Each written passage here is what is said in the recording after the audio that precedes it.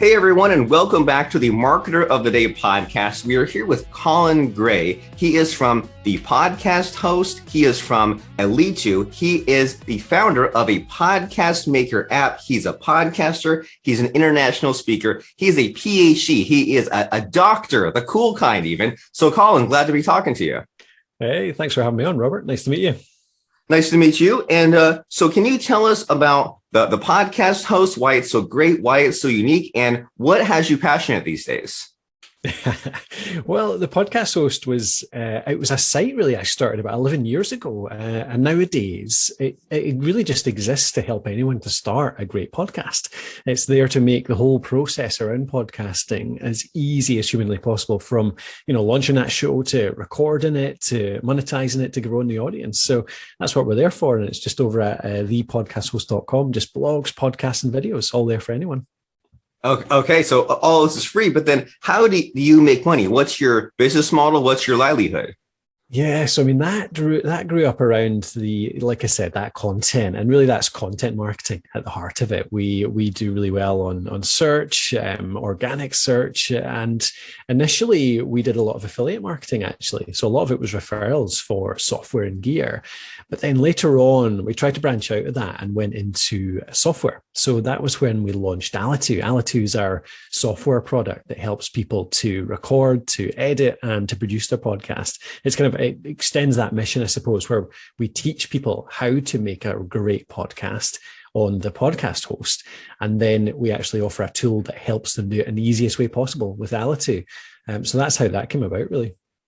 And I love that. It's the moving the free line concept, right? Where you wonder, or you agonize, what do I sell and what do I teach for free? And then the answer for these most successful people seems to be just give away as much as you can for free and be as helpful as you can. And especially if your free training says, here's how to use this software, then it all sort of connects together, right? That people can, if someone says, I just want to go to the podcast host and I just want to get the free stuff. Well, sometimes you get kind of over time convinced. And initially you say, I'll just figure out this podcasting stuff all on my own. I'll piece together all the free tips. But you see more and more of the software and you think, maybe he sort of won me over. And so I love this idea of Alitu because as you know, with all this podcasting stuff, you have to use like 5 different types of software, right? One for recording and editing and for the tagging. So just it seems to me like this is kind of like an all-in-one tool. Is that correct or on the right track? Yeah, that's the goal. Absolutely. Yeah. I mean, that's always been the issue. Like we get so many questions through the podcast host, the audience that comes along and reads our blogs. And one of the most common of those questions was, how can I make editing easier? Editing's horrible. I hate editing. It takes too long. It's really technical. It's like, what's a bit rate? What's EQ? What's compression? All that stuff. So that was kind of that was the first goal, was how to make the audio cleanup stuff, the audio tech, the audio engineering easier. And then the second goal was to take those, those like airplane cockpit blooming bits of software that are otherwise known as DAWs, digital audio workstations, things like Audacity or Adobe Premiere. How do you take those things that are so complicated and simplify them? So that was the goal, really, to cut out everything that podcasters don't need. I'm curious, Robert, like what bits of software do you use for your process? Do you have a big chain of things that you use? Yeah, and well, I got so frustrated with the editing and the processing that I outsource it now. I have a team that does it. Yeah. And for a while I would use Camtasia for the recording, and I would use Audacity for the editing, and I think I would use a free tool called Kid 3 to add the tagging, and then I would have to go and it was before Canva existed. I used Photoshop for the cover, and I would have to always double check it and make sure, like, okay, am I adding all the tags, like the genre and the year and the URL into the file itself? And then I would have to upload to all the different platforms. So about 4 different tools, but primarily Camtasia and Audacity. And it felt like I was using like the wrong tools for the wrong jobs, even as I'm explaining it. That's the thing. Yeah, it's great in one way, and then it's free. So it is a great way to get started. And we still teach people how to use Audacity a lot. One of my goals has always been with our company is to make it so that anyone can do it. So that means we have Alitu as a product, but we don't encourage everyone to use it if it's not for them. For example, some people just want to dabble in it. They don't want to spend the money they need to get Alitu. So that's when we teach them how to use Audacity to get started. But as soon as they want a better workflow, an easier workflow, that's going to make sense. I think that's how I think about the marketing that we do. It's like you said before, content marketing, be as valuable and as helpful and build that as possible and build that trust and build that credibility, which is what we try and do as much as possible by giving so much away for free, by showing people how to do it for free, and then saying, well, now you're serious about it. Now you're starting to grow your audience. Well, we've got this tool that actually gives you much more time back, takes away all those technical parts, and lets you concentrate on the bit that you love, which is getting your message out, your audio out, and growing your audience, which then achieves hopefully the purpose that you have for that show. Maybe it's grow business, maybe it's, monetize the audience itself, something like that. So that's how I think about it, at least. And I think you've tapped into something really interesting here. This kind of like almost like the psychology of making a software tool stick. And as you're kind of explaining your process there, it's reminding me of, like I mentioned Canva a minute ago. And like, well, I don't know about you, but like when I was a teenager, when I had to learn Photoshop, I was like, where to even begin, right? It's even hard to create a little to create a space to begin editing something. And it's like, in order to even jump into something as complex in Photoshop, which can do almost anything, you have to have like 26 things already figured out versus like some of these other tools like Canva for graphics. I think I went through a whole like year-long stage of just kind of logging in and just goofing around, not even making anything important. And maybe a year of just using Canva just for like one singular purpose, like YouTube thumbnails. And then the more I logged in and used it, I kind of like trickled in the features. And next thing I knew, I was using it for maybe 5 or 6 things. But it was like almost like the only path to get to using it. If I jumped in and said, I need to use it for these 20 different projects, these 26 different items, I would have given up before I started. And so it seems like you've tapped on something that's very like modern day and age of like with apps, right? Just here, start playing around with the app and kind of start logging in and start using it and ignore 99% of it, but just start using it for little itty bitty things. And so Alitu, what's the price point and what's the platform? Is it like Mac, PC, online? How do we use it? Yeah, it's entirely online. So part of the simplification process to me was to make it accessible by anyone from anywhere on any platform. So that was the idea. It was to make it browser based. So you just open your browser, you log in and you can edit your audio, you can record your calls, you can do your audio cleanup, and you can publish all in the browser. So that was the idea. So it's not Mac or PC, it's just browser. It works best in Chrome, as nearly every web app does, but it works as well in Safari and Firefox and Opera, all the rest of them. So it's from anywhere, really. Price point is, we went in relatively, not like bottom level, kind of relatively premium by price standards for our area. We're at $32 just now per month. But it's because we include so much, I think, and we save so much time as well compared to the other apps. So yeah, that's kind of the decision we went with on it anyway.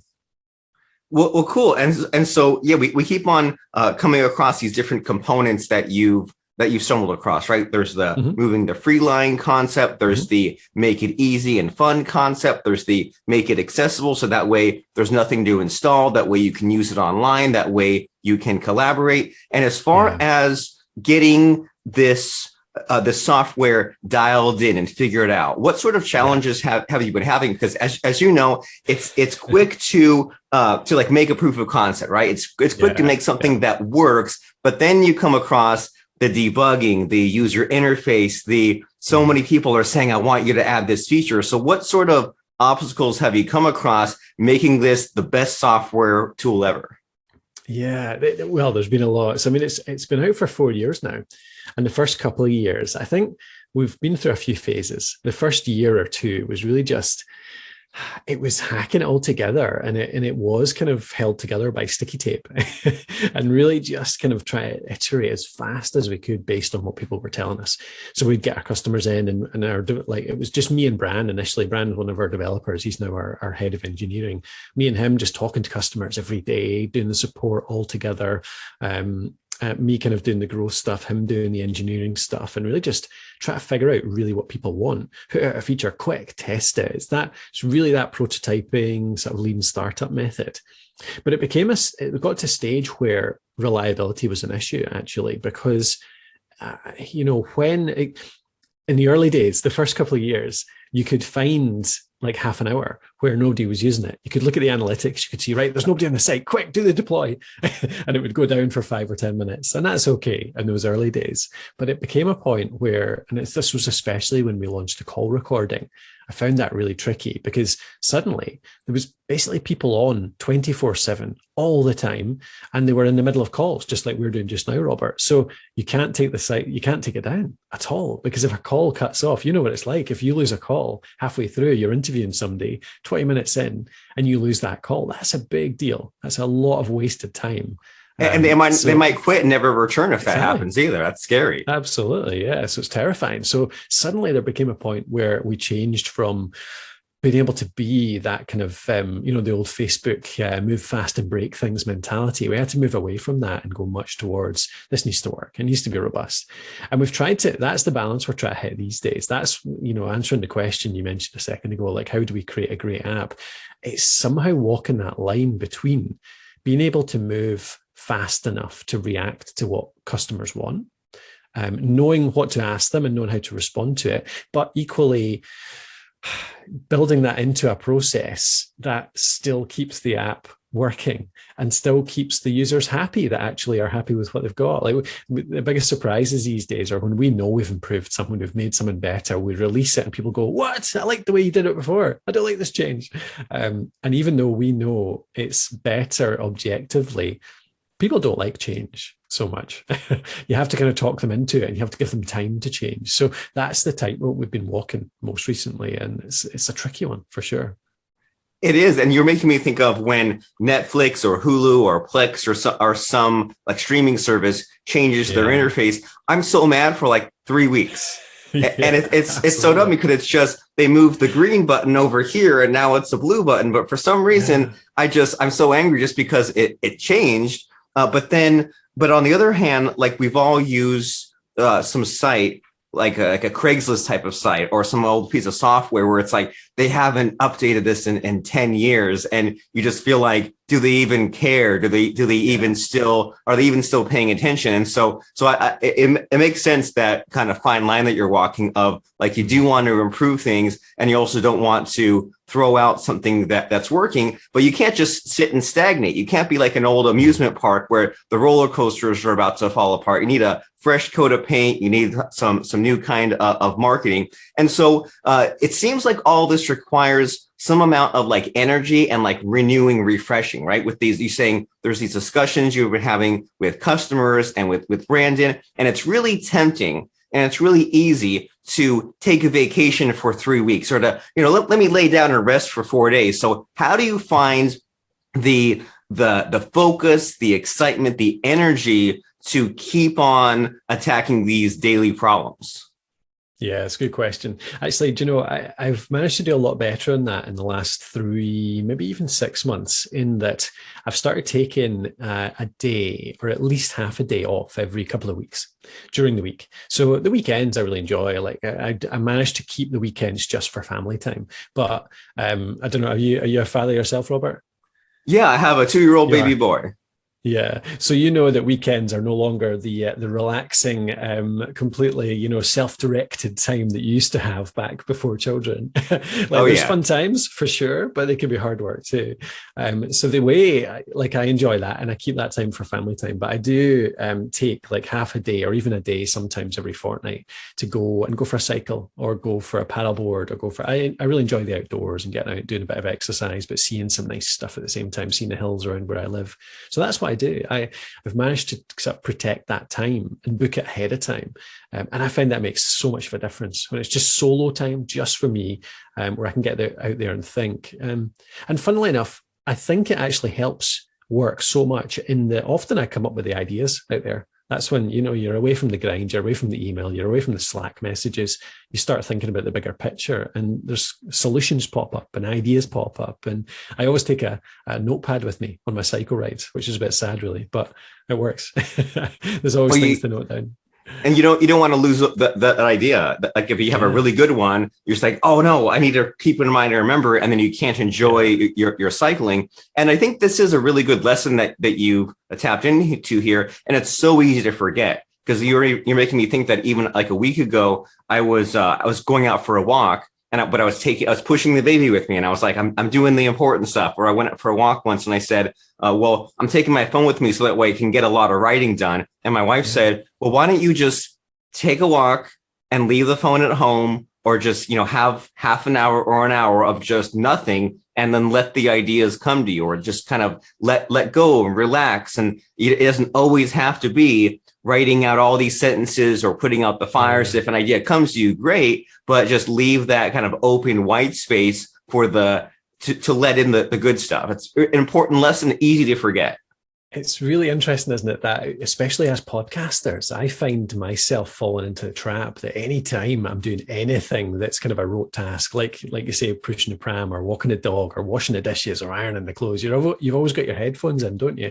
And I do have to force myself to take a bit of silent time sometimes, because you're right, absolutely, it makes all the difference. That's when the ideas come to you. You need a silent brain to come up with those ideas sometimes, don't you, and solve those problems.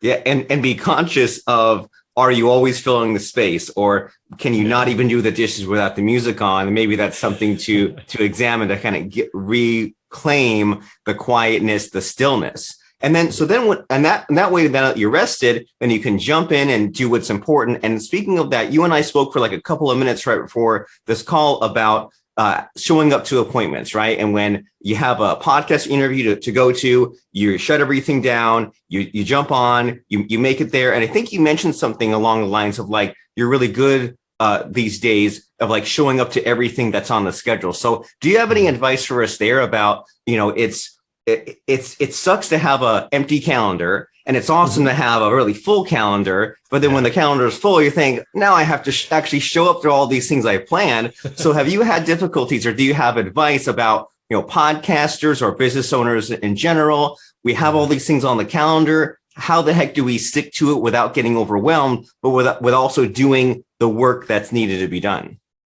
Absolutely. I think this is a really big thing as well, actually. And it's something that I have a plan right at the moment to create some training around for my team, because it's something that I don't think comes naturally to people. And I think there's definitely something around segmenting your week. So I'm actually pretty strict with my week. I plan my week out really I plan it out in 10 blocks. So it's half days. In the early days when I was doing this, I did plan out in hours. So I would say like 2 hours for this, 3 hours for this. But these days I actually plan tasks out in half days. And so I have Tuesday morning every week is for blog writing. Thursday morning every week is for team building stuff. So maybe creating some training for the team, or creating something in the team portal, something like that. And then doing that, I only have about 4 slots during the week. So 4 half days during the week, which I have open for calls. And I make sure they're different. So I have like one Monday morning, but most of them are afternoons actually, because I find that I have much more energy for the deep work, the thinking, the strategizing, the problem solving in the mornings. So actually, when I send out my calendar link, in the early days, I had it just open for everything because I was like, yeah, come on, get interviews in. But these days, I find it works so much more, and I have so much more energy, and I'm much better on those calls when I only have 3-4 hours on a Tuesday, a Thursday afternoon, maybe a Friday morning, and maybe a Monday, a lunchtime or something, just to have a bit of variety. But they're very well segmented. And I find that it also means that I never really miss anything, because I know that Tuesday afternoons always have a few calls. Thursday afternoons always have a few calls. So I find that worked really well for me. Have you found any good strategies there too? I mean, sort of along those lines of, number one, the having the half day makes it easier to get your head around, easier to digest. Of saying, like, even if I'm dreading doing these calls for whatever reason, I only have to commit to that half day and then I'm good.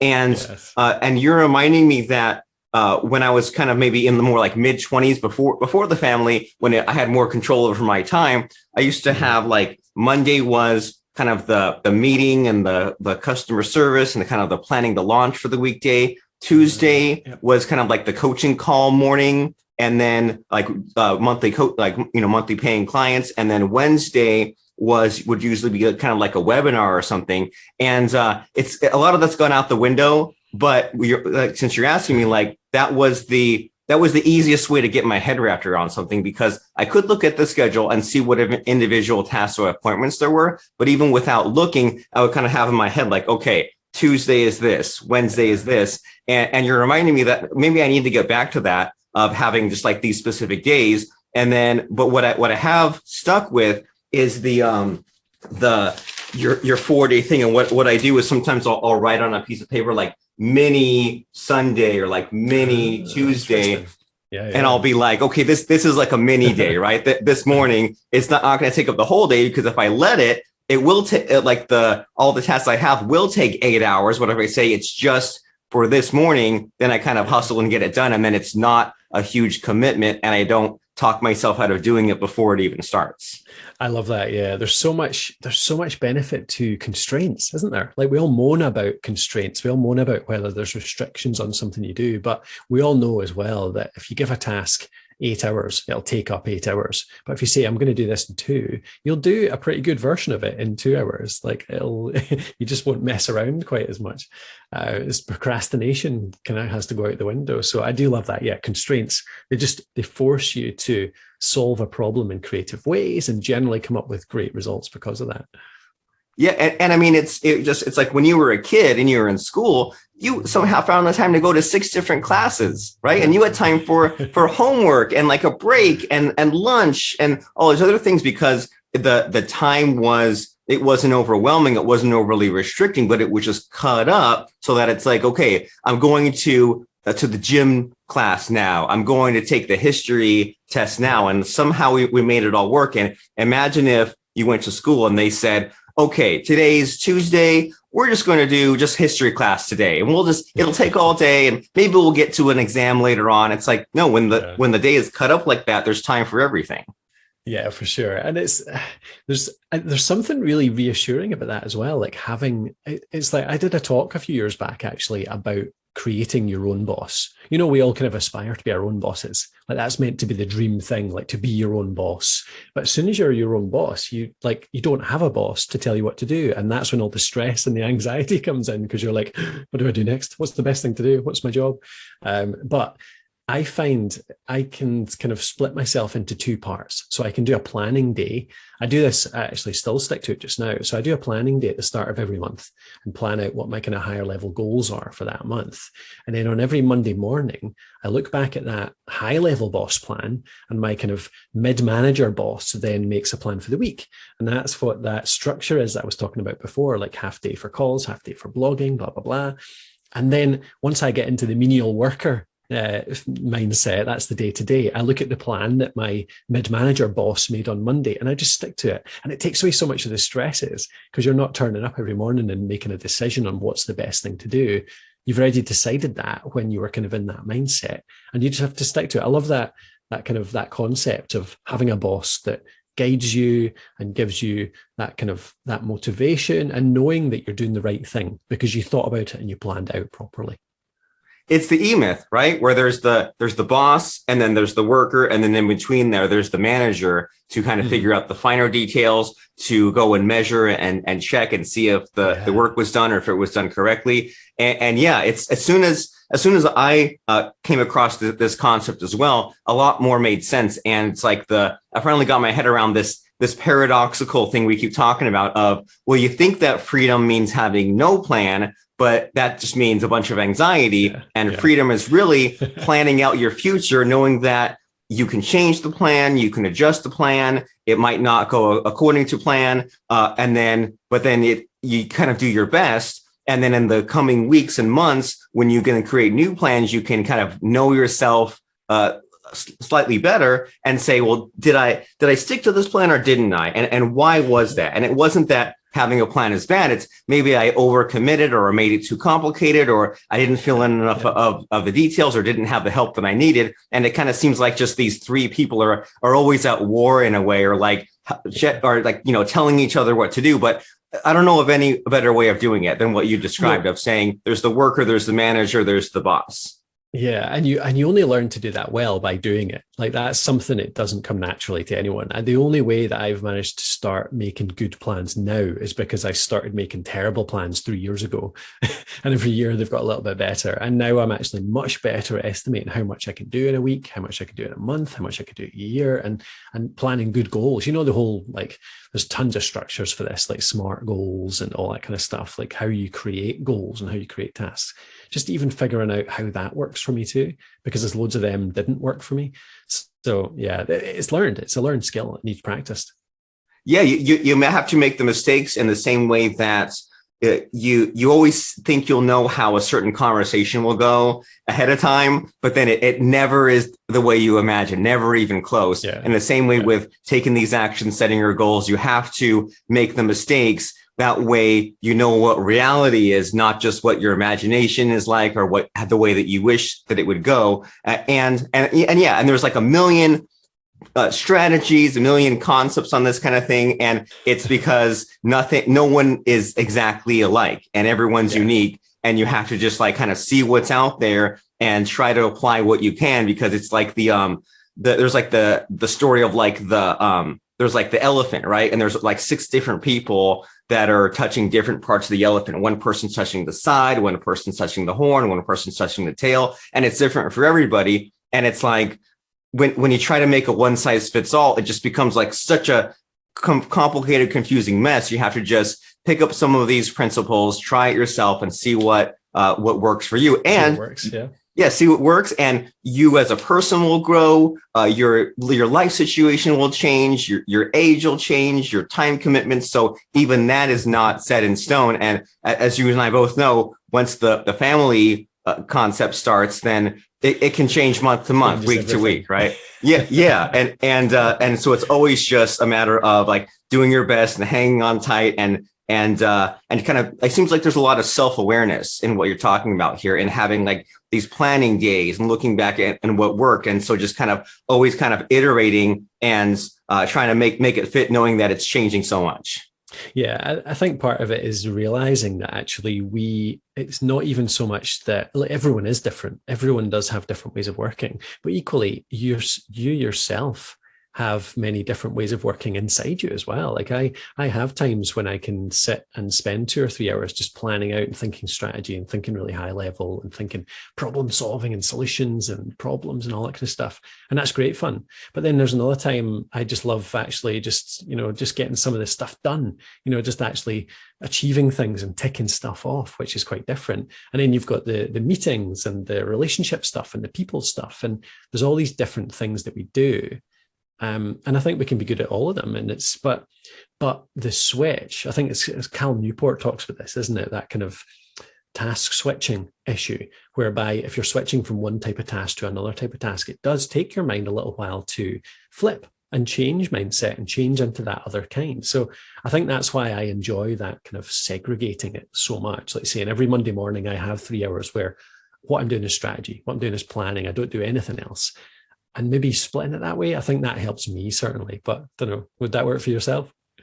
Yeah, and that's an interesting way of thinking about that. I hadn't heard of the switch, didn't know about that concept, but it makes a lot of sense, because if you're always switching from this and that task, and you're going from worker to boss to manager and this and that, you eat up all kinds of time, and you're like running in circles, right? You get yourself tired out just from all the switching back and forth. I mean, you and I know computers and programming, and you know how like multi-threading works. And when, you have 50 windows open on your computer, it slows the whole thing down, versus if you just had one window open and you got this done, you switch to the other window, you wouldn't have to have all these things running in the background. So I think that alone is interesting to think about, just that if you're trying to do everything at once, just the time it takes your mind to switch will eat up the whole day and get you so tired. And you wonder why other people can make it work, because they have a better system than you do. Yeah. And I think that's a really nice way of saying why planning up front works so well, because then all you have to do is do that one thing at a time. You know that you've spent the time, again, strategizing, planning it out, thinking what's the right thing to do. And then all you have to do is do one thing, look at that one task, get it done, move on to the next, move on to the next. And that creates so much momentum and in the same direction as well. You're not heading off in all sorts of different directions because you keep having to make a decision. Every time you finish a task, you're like, right, what do I do next? Instead, you're just doing this one, then the next one, then the next one, and they'll stack. And that's when it makes progress, I think. I think so too. And it ties in perfectly with podcasting because, as you know, everyone needs podcasting for the content marketing reasons, for the networking reasons. And that way you can do these one things at a time and say, this one thing, I'm showing up for the podcast. I'm getting it recorded. This one thing, I'm using Alitu to get it edited and get it produced. This one thing, I'm following up with my guests. And that way, instead of trying to do 10 podcasts at once and edit 10 podcasts and follow up with 10 people and then wondering why you got 0 done, you're just getting one thing at a time knocked out, which can be counterintuitive, can be frustrating. You might feel like you're working at a slower pace, but it seems like a kind of like a tortoise and the hare kind of thing. If you look at, well, it feels slow in the moment of knocking out this one thing, but if you look back at everything you've accomplished, you've gotten way more done than if someone was trying to be all crazy without a plan and doing 20 things at once. You actually made some consistent progress, which is what we all want. And what we all want is to go to thepodcasthost.com, and we want to use this Alitu tool. So as we're in our kind of final couple of minutes of our conversation here, Colin, do you have any additional calls to actions or any final advice or any web pages, URLs that you want us to go to? I think, well, thanks very much for offering, Robert. I think the main place that I can send anyone if they want help with podcasting is if you haven't started a podcast, go over to our huge guide on this. It's all free as well. It's at thepodcasthost.com/start. And that's kind of, if you're beyond that, if you already have a podcast, then just go to thepodcasthost.com, go to the nav at the top, and you'll find the grow and the monetization sections, and it'll help you make your audience bigger. So that's the 2 call to action, depending on whether you're a podcaster already or not podcasting yet. That's how we can help. Fantastic. Choose your own adventure, and you go to thepodcasthost.com, and you're listening right now to a podcast, and we're talking about podcasting. So clearly you out there in podcast land listening, you know that you need a podcast if you don't have one. You know you need to up your podcasting game if you do have one. And so this is the homework for today is before the call's even over, do it right now while it's still fresh on your mind. Open it in your phone.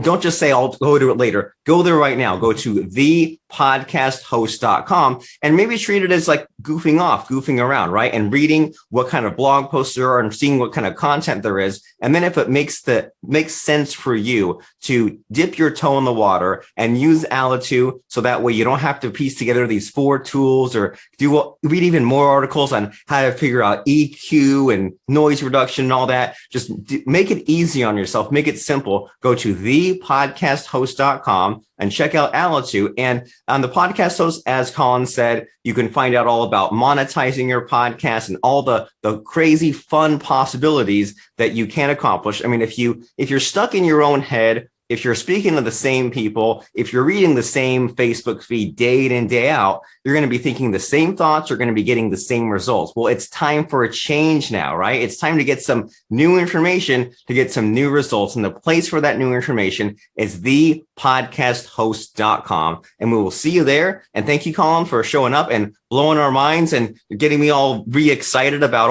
all sorts of time management and scheduling and organizing possibilities. I appreciate it very much. No, it's been brilliant, Robert. Thanks for having me on. Thank you.